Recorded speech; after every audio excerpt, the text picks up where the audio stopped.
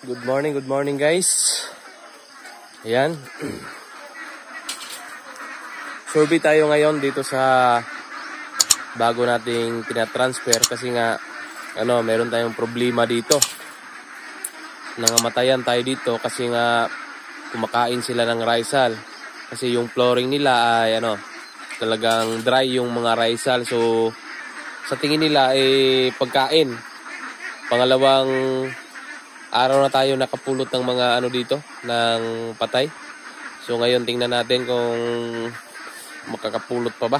So talagang ang ginawa namin ay nilalagyan namin ng feeds ng madami para hindi talaga sila kakain ng Rizal. So sana effective yung solusyon namin. Ang nangamatay na nga pala nito guys ay 10 pieces na mula nung tinatransfer namin. So talagang lagi kaming nakaka-encounter ng problema kapag ganito. So ngayon na confirm na talaga namin na Rizal yung ikinamatay nila. Nung mga unang nangyari to sa amin, unang encounter namin, akala lang namin ay dahil hindi kami nakapag-disinfect noon.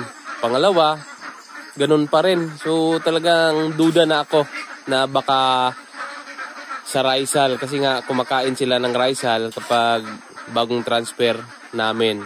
Dahil tuyo yung mga Rizal. So siguro masarap papain kasi nga tuyo. I-compare sa doon galing sila sa grower house ay medyo lagkit yung Rizal, so hindi nila makain. So dito lang talaga guys bago nilang transfer. So ito na. Excuse me po.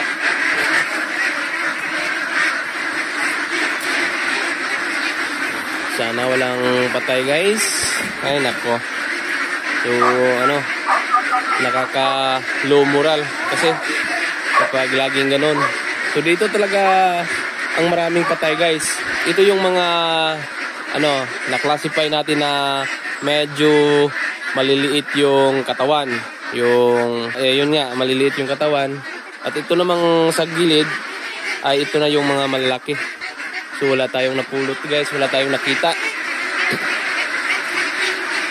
Ayan. So binibigyan namin sila ngayon ng 100 grams per itik per day. So talagang madami yung nilalagay namin. Kasi nga para hindi lang sila kumain ng Rizal. Kasi sa tingin namin baka kulang pa sa kanila yung binibigay namin na pagkain. So although kulang talaga yan kasi nga nililimita natin. Pero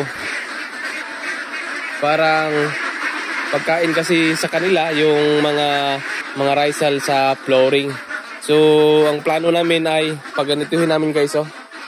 So hindi namin nalalagyan ng Rizal hanggang sa maganito para hindi nila mapapa yung mga Rizal na parang mawala talaga yung mga Rizal na kagaya nito. Ayan. Excuse me pa. So ayan guys. So, update na din ito sa ating unang vlog. Ayan. Ito yung mga male natin guys. So, nalagasan din ito ng dalawang male. Dahil nga, kumakain ng Rizal. Ayan. Yung una, ganyan katuyo kasi yan guys. So, talagang lumilitaw yung mga old Rizal. Pang na natin ito, pang 3 batch na encounter na natin ito. So ayan, wala naman guys, wala naman tayong nakitang naka-andosay sa flooring. So sana tuloy-tuloy na ito guys.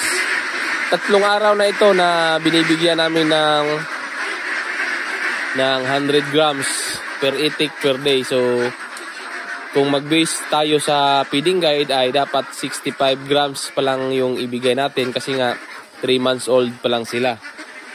So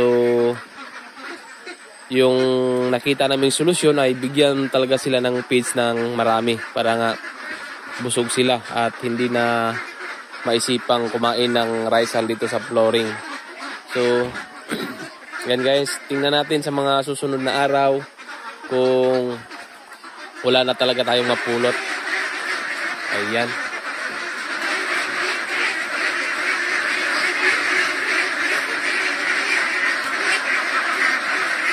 So, ayan guys, yung ating mga itik na bagong transfer.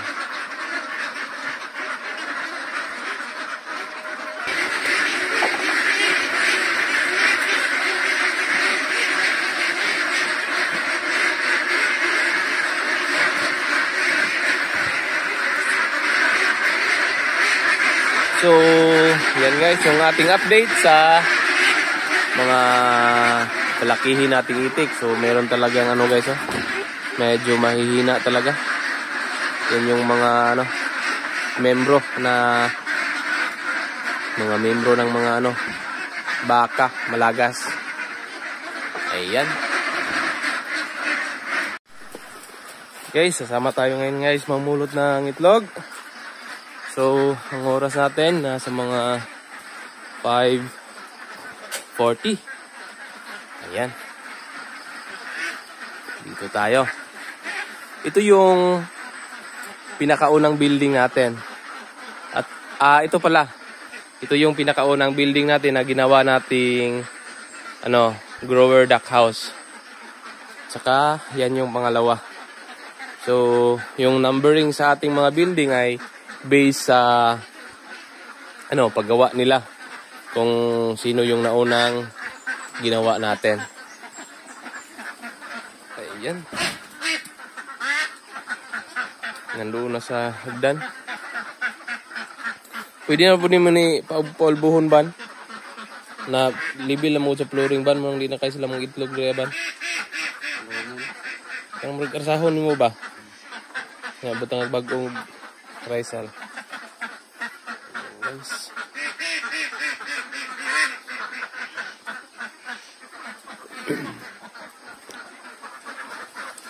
Guys, oh.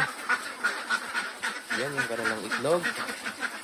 So, ito dito na box. Ito yung ano natin, 11 months. At ito yung mag 6 months natin ngayong katapusan. Ayan, hop. Relax lang kayo dyan. Patingin sa mga itlog nyo. Ayan, guys. Wow. Dito, guys, sa pangalawang box. Ayan. So, talagang doon sila sa gilid talaga umiitlog, guys. Ayan.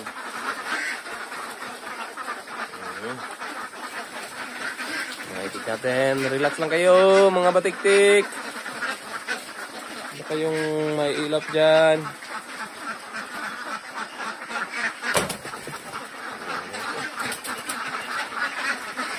Wow. Dito sa ilalim.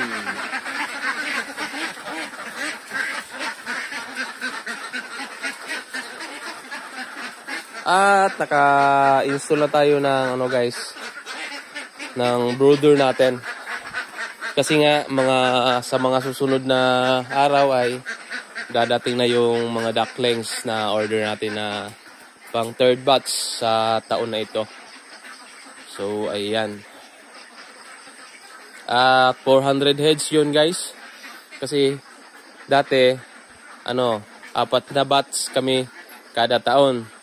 So ngayon nag-extension kami ng kulungan. So nadagdagan yung bilang ng malalagay sa isang kulungan. Katulad niyan, 400 capacity na kasi yan. So ang style namin 400 kada batch. Pero 3 batch na lang sa isang taon. So ayan. Ito yung inupirahan natin guys, na kinuha natin yung Rizal sa kanyang butsihan, yung sa lalagyan ng pagkain. Ito na batch na ito ay kaedad doon sa bago nating transfer. Malalaman kasi namin guys na kumakain ng Rizal kasi nga nakikita namin na manghihina. Diyan na mag-standby sa malapit sa tubigan, sa hangar portion. So kinukuha namin. Din kinakapa namin yung butsihan. Ayun, merong mga raisal talaga. Medyo magaspang kasi hawakan. Medyo matigas. So ang ginawa ko, inoperahan ko. Binutasan ko yung kanyang butsihan na maliit lang naman. Mga ganun lang na malabas naman yung talaga, yung raisal. So ayan, goods naman, effective naman. At malakas nang kumain. Ayan, nilagyan namin kami ng pagkain dyan. Sa mga susunod na araw, ibalik na namin yan doon. So, ayan guys.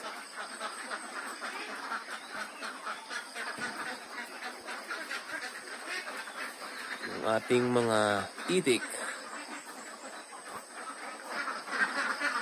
So, mag-update tayo sa ating guys, yung UV plastic na ginawang roping. So, meron tayong update dyan. So, para sa akin, not recommendable. So, wag niyong giyahin yung ganitong style guys. Tipid nga siya pero tayo yung tinipid. Ayan. Meron ding dahilan guys kung bakit madaling nasira yan. Dahil sa sunshade net. Kasi nga, yung portion na merong sunshade net, yun lang talaga yung na nasisira. Yung wala namang sunshade net, goods pa din. Yan guys, oh. So, sa tingin ko, yung dahilan yan, yung sunshade net. Sinasalan niya yung init, kaya, naluluto yung, UV plastic. Kaya, madaling mabutas. Ayan.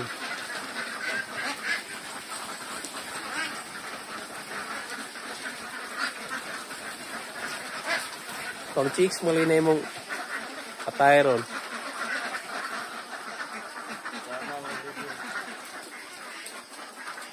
Guys, magaganda pa talaga guys, oh.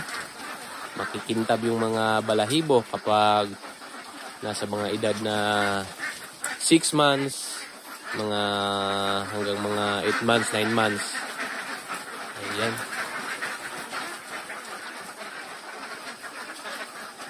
So, hanggang dito na lamang ang ating video. Muli, magandang araw sa inyong lahat dyan. Happy farming. God bless you all.